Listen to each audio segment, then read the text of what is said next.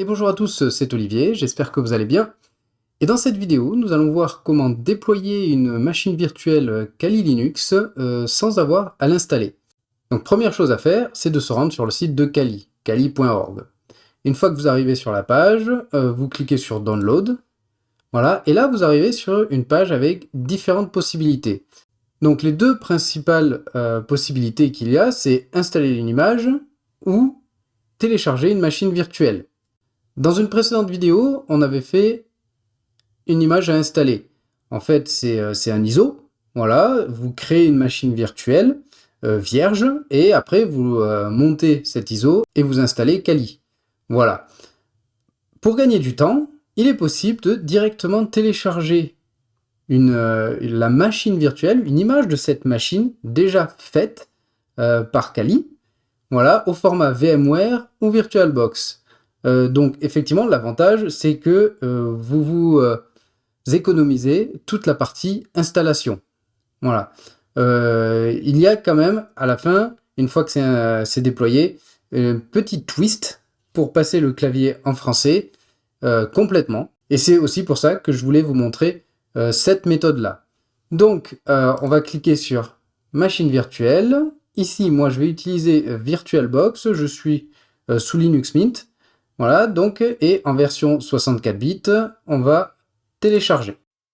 Donc, on peut voir, c'est une archive au format 7-zip qui a été téléchargée. Donc, on va ouvrir son emplacement et avec un clic droit, on va la faire extraire ici. C'est un processus qui va prendre un peu de temps, donc il faut être patient. Voilà, une fois que l'extraction est finie, on voit qu'un répertoire a été créé. Si on regarde ce qu'il y a dedans, on a un fichier VBox, qui va être le fichier à importer dans VirtualBox, et un fichier VDI, qui est en fait le disque de la machine virtuelle. Donc une fois que c'est fait, vous allez ouvrir votre VirtualBox, et dans Machine, vous allez faire Ajouter.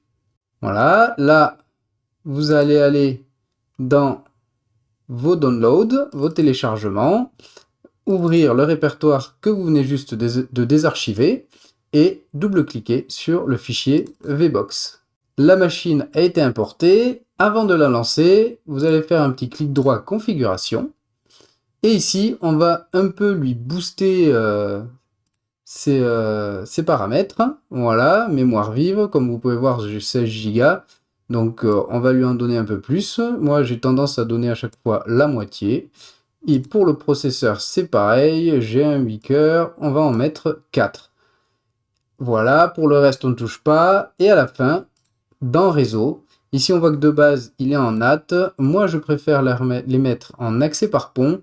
Alors c'est quoi la différence? C'est que en NAT, il va utiliser, se créer on va dire quoi, un mini réseau, voilà, un peu comme un mini réseau, et se servir de la connexion de la machine hôte, donc être dépendante de cette machine hôte. Alors que si vous mettez accès par pont, donc bridge, cette VM va être considérée comme une machine à part entière. Et je trouve ça beaucoup plus pratique. Voilà, donc toute cette partie est faite. Vous cliquez sur OK et vous n'avez plus qu'à la lancer. Voilà, donc Kali Linux, OK, quelques secondes. Ça se lance. Et vous arrivez sur la page de login. Alors, comme vous pouvez le voir ici en haut à gauche, on est en clavier US. Donc si je tape un A, j'obtiens un Q. Donc pour se loguer, les identifiants par défaut sont Kali, Kali. Donc on va, au lieu du A, on tape le Q pour faire un A. On va faire Kali, Kali. Voilà, et on est logué. Je vais vous l'agrandir un peu. Je ne vais pas la mettre en plein écran. On va juste la laisser. Voilà, comme ça. Voilà, elle va finir par se stabiliser. Très bien, impeccable. Donc là, le problème, c'est que on est en clavier QWERTY. On pourrait aller ici, faire un keyboard, voilà, et le CT ici. Le problème d'ici, c'est que, ok, vous allez avoir le clavier anglais, le clavier français, mais sur la page de login, vous aurez toujours de l'US. Donc, on va En fait, grâce à une commande par le terminal, on va setter la machine pour utiliser plus qu'un clavier AZERTY. Pour cela, vous allez ouvrir le terminal. Voilà, je vais vous l'agrandir. On va alors le zoomer. Je ne sais plus où c'est. Clic droit, zoom, clic droit, zoom. CTRL plus, ça marche? Ouais. Voilà. On va faire. Vous allez taper la commande sudo dpkg. Hop, ici vous cherchez reconfigure. Ici, le gros avantage avec l'autocomplétion et cette méthode-là, c'est que vous n'avez pas besoin de trouver les correspondances entre QWERTY et AZERTY, parce que là, je suis toujours en QWERTY. Si je tapais, par exemple, un trait, j'essaye de faire le trait d'union, bah, ça va pas marcher. Vous allez devoir le chercher. Alors que là, avec le ZSH, ça vous simplifie la chose.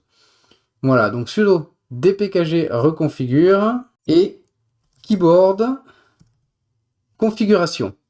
Voilà, vous allez appuyer sur entrée, rentrer votre mot de passe, donc Kali avec un Q, KQLI.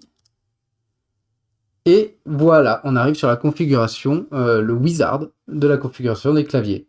Donc, on choisit son clavier, clavier normal, bon, 105 touches, ok, et ici, on va changer. Donc, on va descendre jusqu'en bas pour cliquer sur Other, sélectionner Other. Voilà, ici, on choisit French. On va remonter là-haut pour prendre le français, allez, le French AZERTY. Ok, the default, on laisse tout par défaut. Voilà, et on fait un petit reboot de la machine. Reboot. Voilà, vous retombez sur la page de login, et là, vous pouvez voir en haut, à droite, là, qu'il y a marqué FR AZERTY. C'est-à-dire que si je tape un A, j'ai un A. Et donc, à partir de moment, toute votre Kali a le layout français. Voilà. En revanche, Kali en lui-même est resté en anglais. Moi, je préfère ça. Mais si vous voulez le passer en français, il vous suffit de vous rouvrir un terminal. Voilà, on va l'agrandir, on va le zoomer. Voilà, et vous allez taper un sudo dpkg-reconfigure. Il est où? Il est là. Et cette fois, vous allez mettre locals. En faisant ça, il vous demande donc votre mot de passe. OK. Et là, vous allez sélectionner le locals que vous voulez. Donc, il y a le US, le ENUS qui est activé. Mais si vous ne le voulez pas, vous l'enlevez. Et vous allez chercher votre FRFR UTF-8. Voilà. Et vous le setez. Default local for your system. Vous mettez FRFR UTF-8. Voilà. C'est installé. Et vous n'avez plus qu'à refaire encore un reboot. On se relogue. Kali. Voilà. Et là, il va vous prévenir. Il va vous dire, est-ce que vous voulez que je mette à jour les noms des répertoires qui, de base, sont en anglais? Vous pouvez les avoir en français. Moi, j'ai une préférence pour l'anglais. Mais par exemple, si je les mets en français, je mets mettre à jour les noms. Voilà. Ici, on peut voir que si je regarde, je fais un petit LL, tiens, on va faire un LS tout simplement, on voit qu'il y a marqué bureau au lieu de desktop, image, téléchargement. Et si on regarde ici à l'intérieur, on voit que tous les menus sont passés en français. Vous pouvez, après, même si vous voulez changer, refaire cette commande, dpkg reconfigure local pour repasser en anglais ou dans une toute autre langue. Voilà. Et à la fin, bien évidemment, vous allez mettre à jour votre environnement en faisant un... On va se loguer en tant que root et de faire un apt update et apt dist upgrade-y.